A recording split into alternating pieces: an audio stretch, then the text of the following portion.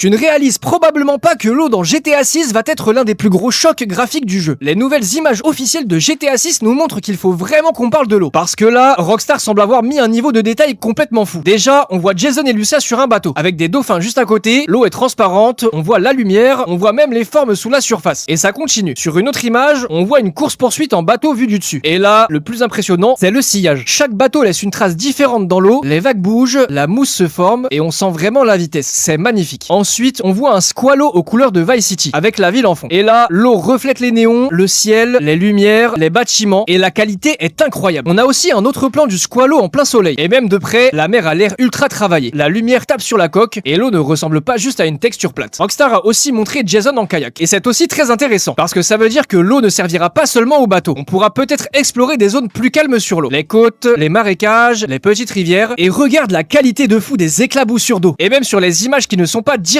centrée sur la mer, l'eau est partout. On voit les reflets de pluie au sol sur la stanière, l'eau sur les essuie-glaces, et même la boue sur une voiture tout-terrain qui a l'air incroyablement réaliste. Résultat, GTA 6 ne va pas juste avoir une belle mer, il pourrait avoir l'un des systèmes d'eau les plus impressionnants jamais vus dans un open world. Tout a l'air travaillé. Et quand tu vois déjà ça sur de simples images officielles, imagine ce que ça va donner en gameplay. Et pour toi, c'est quoi le plus impressionnant? Balance ton avis en commentaire.